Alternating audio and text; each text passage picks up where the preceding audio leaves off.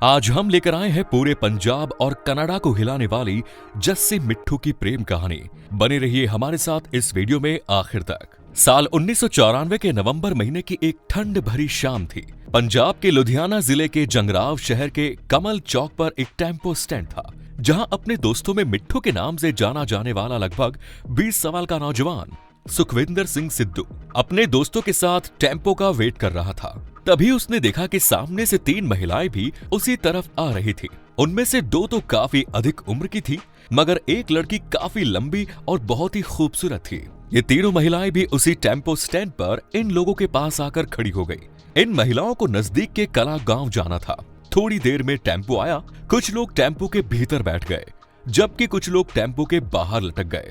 ये लड़की भी टेम्पो की पिछली सीट पर बैठी थी। वहीं बाहर की तरफ मिट्ठू भी टेम्पो से लटकता हुआ सफर कर रहा था। मिट्ठू उसी क्षेत्र के निकट पंजाब के खोसा गांव का रहने वाला था। घर परिवार में खेती बाड़ी हुआ करती थी, लेकिन ये 12वीं तक की पढ़ाई करने के बाद कबड्डी का खिलाड़ी बन गया। टेम्पो अपनी रफ्तार से जा रहा था। इस तरह के सफर में जितना रिस्क होता है, उतना ही मजा भी होता है। यहाँ तो मिट्ठू के लिए मजा दुगना था, क्योंकि वो लड़की बार बार मिट्ठू की तरफ देख रही थी।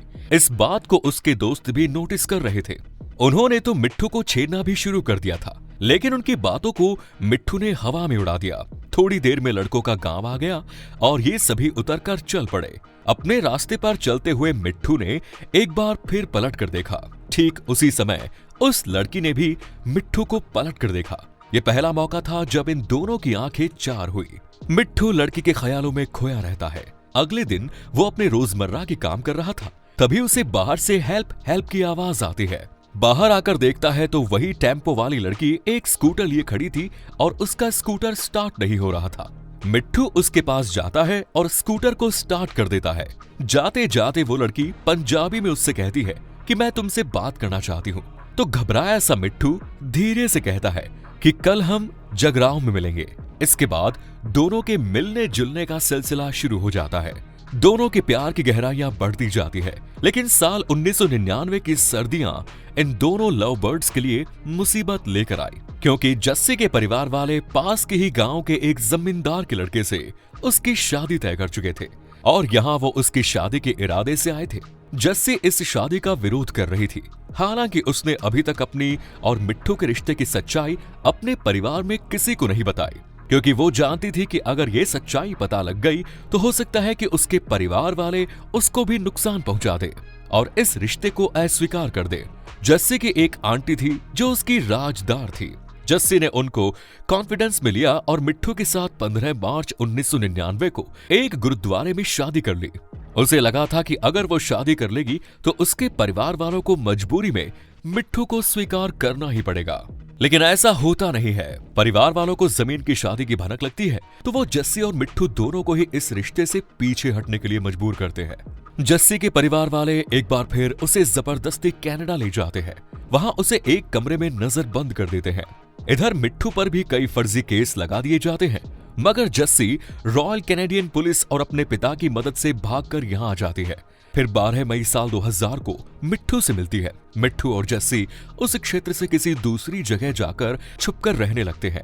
कुछ ही दिन बीतते हैं कि जस्सी के मामा ये पता लगा लेते हैं कि दोनों कहाँ रह रहे हैं।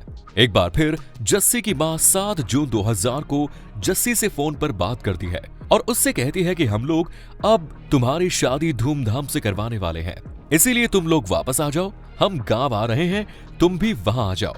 मगर जस्सी के परिवार के गांव आने से पहले ही मिट्ठू के परिवार वाले 12 जून को अपने एक रिश्तेदार की यहाँ शादी की खुशी में पार्टी का आयोजन करते हैं। 8 जून को जस्सी बेफिक्र होकर अपने पति मिट्ठू के साथ शॉपिंग के लिए निकलती है। जाते जाते मिट्ठू के परिवार वाले दोनों को सतर्क रहने की हिदायत भी देते हैं, लेकिन इसके बाद परिवार वाले इंतजार ही करते रह जाते हैं। जस्सी और मिट्ठू वापस नहीं आते।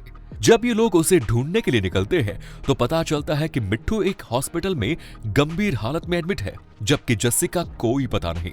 जब ये लोग मिट्ठू से मिलते हैं तो मिट्ठू बेहोशी की हालत में था। उसके होश में आने पर वो जस्सी को ढूंढता है, फिर बताता है कि नारी के थाना के अंतर्गत गांव अमरगढ़ के करीब पहुंचते हैं।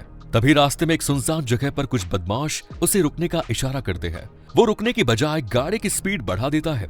तभी एक बदमाश उसके सिर पर रॉड से हमला करता है और फिर वो सभी मिलकर उसकी पिटाई करते हैं और मरा हुआ समझकर उसे नाले में फेंककर चले जाते हैं। जहां जस्सी कहां है इसके बारे में कोई जानकारी नहीं थी।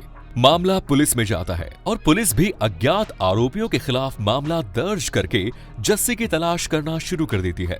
9 जून साल 2000 को जस्सी की डेड बॉडी उसके मामा के गांव खोसा से 45 किलोमीटर दूर एक नहर में मिलती है। कनाडा में बैठे जस्सी के मामा और उसकी मां अपनी बेटी को पहचानने से इनकार कर देते हैं, लेकिन मिट्ठू और दूध फैमिली के दूसरे मेंबर्स जस्सी की डेड बॉडी को आइडेंटिफाई कर लेते हैं। अब ये मामला एक NRI महिला की हत्या से जुड़ा हो जाता है। पुलिस काफी तत्परता से जांच करती है। पुलिस इन अपराधियों को डिटेन करने के लिए उठाती है।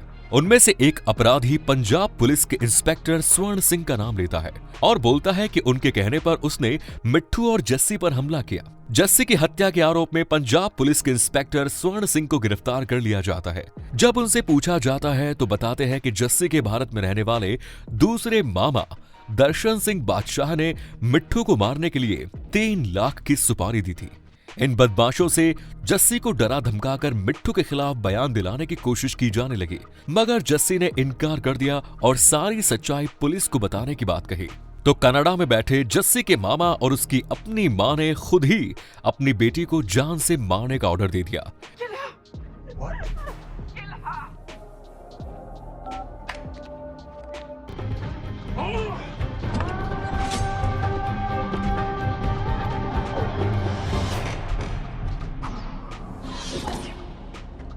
इसके लिए बदमाशों को 3 लाख अलग से देने की बात कही। सारे मामले के खुलासे के बाद पुलिस इस मामले में 12 आरोपियों को गिरफ्तार करती है। एक केस आरोपियों के ऊपर भारत में चलता है और दूसरा केस कनाडा में। इस मामले में मुख्य रूप से पुलिस दर्शन बादशाह, इंस्पेक्टर स्वर्ण सिंह और कॉन्ट्रैक्ट किलर अनिल वर्मा को आरोपी बनाती है। इन सभी आरोपियों पर केस चलता है और 21 अक्टूबर 2005 में इन्हें संगरूर कोर्ट द्वारा सजा सुनाई जाती है। 12 में से 11 आरोपी जेल चले जाते हैं। इसके बाद ही हाईकोर्ट में अपील करते हैं। हाईकोर्ट से 3 प्रमुख आरोपियों को उम्र कैद की सजा मिलती है। बाकी सभी को या तो जमानत पर छोड़ दिया जाता है या इस मामले में बरी कर दिया जाता है। आरोपी सुप्रीम कोर्ट जाते हैं, जहां से दर्शन बादशाह को 16 अप्रैल 2015 को निर्दोष बरी कर दिया जाता है और बाकी 2 आरोपियों को उम्र कैद की सजा दी जाती है। दूसरी तरफ जस्सी के पति मिट्ठू को ठीक होने में वक्त लगता है, लेकिन अस्पताल से ठीक होने के बाद ही पुलिस उस पर फर्जी केस लगाना शुरू कर देती है। साल 2004 में उस पर एक महिला बलात्कार का आरोप लगाती है। इसके बाद उसे गिरफ्तार कर लिया जाता है। 4 साल वो जेल में रहता है, पर फाइनली ये साबित होता है कि वो महिला जस्सी के परिवार वालों से संबंधित थी और पैसे लेकर उसने मिट्ठू पर झूठा आरोप लगाया। इसके बाद भी मिट्ठू पर पुलिस केस लगाती रहती है। उसके परिवार वालों पर भी केस बनते रहते हैं। साल 2012 में जस्सी के परिवार वाले मिट्ठू को खरीदने की कोशिश करते हैं। उस पर बयान बदलने, केस को वापस लेने का दबाव बनाते हैं। उसे 1 करोड़ रुपए के साथ साथ प्राइम लोकेशन पर 14 एकड़ जमीन देने का वादा करते हैं, लेकिन मिट्ठू जस्सी को न्याय दिलाने के लिए हर लड़ाई लड़ता रहता है। मिट्ठू का संघर्ष रंग लाता है और कनाडा की अदालत आदेश पर 24 जून 2019 को जस्सी के मामा और उसकी मां मलकीत कौर को भारत लाया जाता है। दोनों को पंजाब पुलिस गिरफ्तार करके जेल ले जाती है। वो संगरूर कोर्ट में इन दोनों के खिलाफ केस फाइल करती है। पुलिस इनके खिलाफ सबूतों के साथ साथ 23 गवाह पेश करती है, मगर इन दोनों को जमानत मिल जाती है और फिलहाल दोनों बाहर आराम की जिंदगी जी रहे हैं।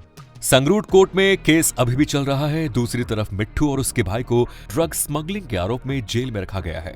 जस्सी की हत्या के 22 साल बाद भी उसे इंसाफ का इंतजार है। कहानी का आखिरी पन्ना अभी भी लिखना बाकी है।